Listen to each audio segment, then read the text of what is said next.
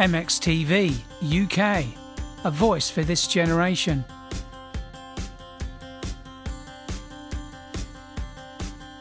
Hi, my name's Rob Wall and I'm the host of MXTV UK.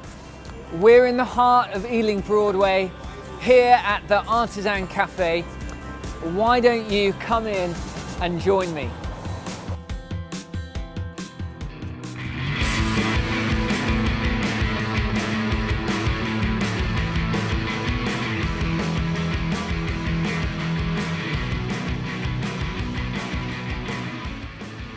My passion and commitment for MXTV UK is that the hope of Jesus would reach the hearts of this generation, particularly through the combination of music, message, and media. Our ultimate goal is that people would find freedom from their past, peace in their present, and hope for the future. MXTV UK. I'd love us to think around this theme together. How do we break free from what I call the clap trap? A few years ago, I fell into this kind of pattern of behavior that was based on me living for the approval of other people. I'd finish giving a talk at church and I would wait around after the service thinking perhaps someone might give me a compliment or a word of encouragement about my talk. It's what I call the clap trap. And I call it a trap because it promises so much but delivers so little. And the danger is, if we live for people's compliments, then we'll die by their criticisms. I've learned that the affirmation of others can make a wonderful supplement to the affirmation of God, but it makes a terrible substitute, because it's impossible to retain encouragement from others if we don't first receive our encouragement from God. The disease to please is a trap that I just would hope that we would break free from. We can worry about other people's opinions and assessments of us, and actually we end up feeling quite fearful about being rejected. I've found in my own life it leads me to mute my opinions, and it makes me afraid of voicing and airing the convictions I have because I can think that I'll be dismissed. It's a common symptom that we experience daily. I read a really interesting verse in the Bible that's helped me with this. It's from the book of Proverbs, a book of wisdom, and in the 29th chapter it says, "It's dangerous to be concerned with what others think of you." In fact, I like another translation which says, "The fear of human opinion disables, whereas trusting in God protects you from that." What I like about this verse is it kind of forces us and confronts us to answer the question, who are we allowing to be God in our lives? Whose applause are we living for? I think this is best demonstrated in a story I read about. It's about a young piano player who emerged on the London scene that many thought would be the next big pianist, the greatest pianist to come along in a generation. And sure enough, in 24 hours, the tickets sold out, the concert was absolutely packed, and this teenager came to the piano and it was everything that the people thought it would be. And at the end, they just kept on clapping. And the stage manager said to him as he went backstage, "They want you to go back out." And the boy's response was surprising. The boy said to him, "I'm not going out." The stage manager said with greater fervency, "They're all on their feet. Go back out and take a bow. Why won't you go back out?" And what the young boy said, I think, was really interesting. He said, "Not everyone's standing. See up there on the second gallery, third row from the end, there's a man there and he's sitting." And the stage manager, he said to the boy, "Well, who cares about him? Look at everyone else." And the boy said, no, you don't understand. He's my teacher. And when he stands, then I'll go out. This boy just didn't care what anyone else thought of him. He didn't care about the people standing and giving him a round of applause. He only cared about his teacher's opinion. First and foremost, it matters not if the world has heard or approved us or understands what we've said and done. The only applause you and I are meant to seek is the applause of nail-scarred hands. Like the boy, we're to wait and see if our teacher, Jesus, will stand and clap on our behalf. And I really believe it, if we can catch the concept that I've just spoken about, it could change every single area of our lives. It will change who we seek claps and applause from. I don't know all the keys to success in life, but one key to failure is to try and please everyone. And I think if we can grab this concept that I've just talked about, it will cause us to make the smile of God the goal of our lives. If you have the smile of God, other people's frowns will be insignificant. You'll have nothing to prove and only one to please. So can I encourage us this week to remember, it's better to be marked by God than marketed by man. Because at the end of our lives, God's not going to ask, did you become what others asked you to be? But he's going to ask, did you become who I made you to be? Let us live for the audience of one.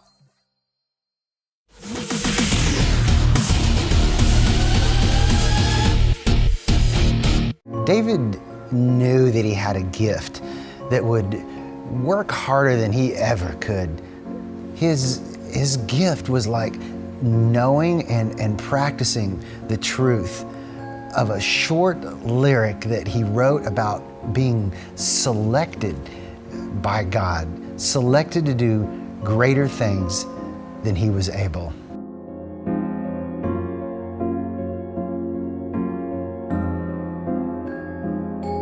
God gifted David, like he does all of us, with great desires, great extravagant desires. Show us how much we hunger for something bigger than ourselves to fulfill us.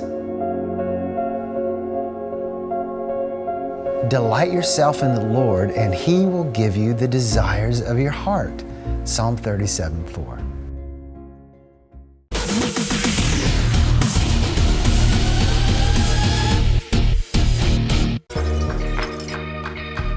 Mission X Television. Music. Message. Mission.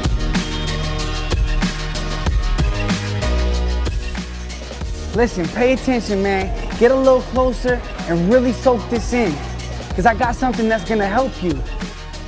I bet it's in that place where I give him an all-access pass, permission to tour, to manage, and completely rebrand my heart. He just wants to be that loving father that he is, to really just wrap you in his arms and say, I'm here, I love you, and I've got this. Him guiding you, him showing you the next best thing to do, the next right step. Your life is brand new, washed clean, not just polished up, but it's brand new, man, brand new life.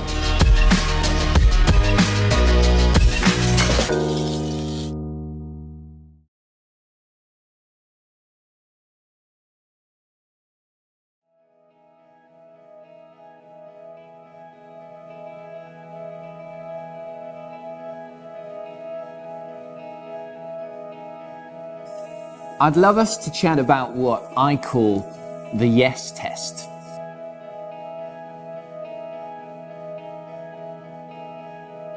Even our smallest decisions can cascade into consequences we never could have seen coming. It could be delayed obedience, which I think is still actually disobedience. And so often, I don't know about you, but I forget that God wants me to get to where God wants me to get to more than I want to get to where God wants me to go. Another reason it's so complex is we often find it hard to follow God's instruction because God gives instruction, yet He doesn't give us an explanation. So I find, but because He doesn't give explanation, at times His instruction seems really illogical, and actually I go ahead of God. But I'm learning that actually God is more interested in my full obedience than my full understanding. So often I want God to give me confirmation before I obey. But actually that's the wrong order. God said your confirmation awaits your obedience. And nothing slows us down like trying to get ahead of God. I think of the Old Testament character Moses, who killed an Egyptian trying to carry out God's plan. And one bad note, one bad decision that was initially a shortcut backfired into a 40-year delay. Because whenever you come up with a solution that isn't in submission to God's strategy, it'll eventually become your sabotage. We can't expect God's blessing on our lives unless we do it God's way. You know, I've regretted a lot of things in my life, but I can be completely honest when I say I've never regretted an act of obedience to Jesus Christ. You know, during World War II, when the ships would go out to fight, they'd give them what was called closed orders, which meant they couldn't open the orders until they got to a certain latitude in their journey. I want to suggest that many times we want every question answered before we go out and do what God wants us to do. Many times He'll give us closed orders. And many times you'll hear Him say, like He told Abraham in the Old Testament, get up and get out. And what I love about this story is Abraham at this point is 75 years old. I don't know about you, but I'd be so tempted to just get in my rocking chair, live the rest of my life in both peace and comfort. But actually, when Abraham heard God, he believed God. And at 75 years old, he vacated his comfort zone and moved into what I call the faith zone. Abraham packed his whole family up, and his wife Sarah said to him, "Where are we going, Abraham?" And Abraham's response was honest. He said, "I don't know. I've got closed orders. I'll know when I get to a certain place what to do next." And if God has to give you every answer to every question before you move, you'll never do anything. You'll never go any higher or reach any further. You are always where you've always been. So let me ask you, as you review your life right now, what's your bad note? You know, if I knew your name and I'd sit you down here with me now and we'd have a coffee together, I'd love to hear your story. And I think at the end of us speaking to each other, my advice to you would be, if you can, get in tune with God now before the masterpiece God's composed for your life is drowned out in a cacophony of contradicting notes. Because when we disengage from holy pursuits, we often re-engage in bad habits. In my experience, nothing ever works out well when you're outside the will of God. I truly believe God's going to lead you into a story greater than you could ever write for yourself. So without delay, choose to obey. God's instruction is always for our advancement. The level of authority you have isn't based on who's under you, but actually on who's over you. And once you give Him the authority, Jesus always takes responsibility. So let's try and pass the yes test. Let's say yes to God. I truly believe your purpose will keep revealing itself with every act of yes. Because vision moves at the speed of our obedience. MXTV UK.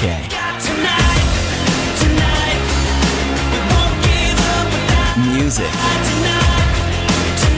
Message. Mission. Well, I just think pain without Jesus is hopeless, and with Jesus, there's victory. My Saviour's still breathing. I still hashtag it and tweet it. My passion for MXTV UK is that the hope of Jesus would reach the hearts of this generation. Our ultimate goal is that people would find freedom from their past, peace in their present, and hope for the future. MXTV UK, a voice for this generation.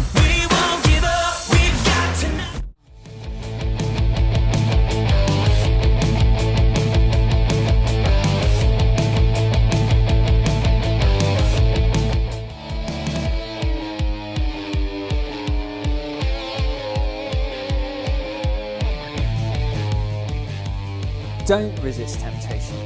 That's some strange advice, Rob. We're constantly told to resist temptation, lead us not into temptation. We're constantly confronted with the reality of the standards God told us to live by, and yet saddled with the normality of our flesh. There's a daily battle going on for our appetites. Paul, one of the writers in the New Testament, I do not understand what I do. For what I want to do, I do not do, but what I hate, I do.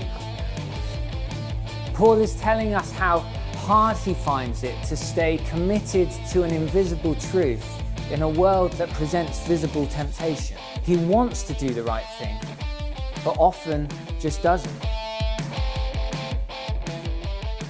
Perhaps when we have a habit we don't like and we're tempted to go to this particular habit over and over, the key to changing that habit is not to resist it, but to replace it. We need a revelation of refocus that changes how we do temptation. Focus on the things that Paul says in the Bible are true, noble, authentic, compelling, the best. You need to refocus. Put your mind on the right things. We need a vision that's bigger than the temptation that we face. We need a yes that's bigger and better than our no. MXTV UK, a voice for this generation. My passion and commitment for MXTV UK. Our ultimate goal is that people would find freedom from their past, peace in their present, and hope for the future. Finding true contentment is finding my security and myself and my satisfaction not in what I have, but in whose I am, who I belong to. And I found that in a person, and his name is Jesus Christ. At the end of our lives, God's not going to ask, did you become what others asked you to be? But he's going to ask, did you become who I made you to be? Let us live for the audience of one.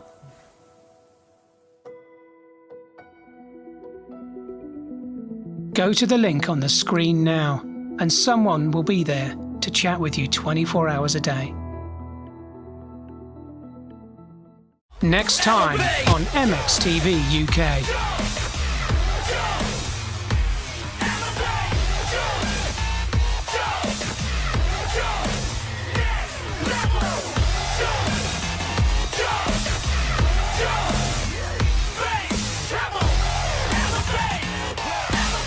Life is not manicured or neat, and we'll never find a definitive end date to having all that we want.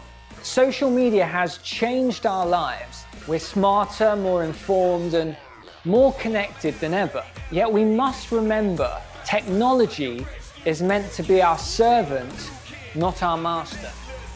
Comparison is when we measure ourselves over and against other people.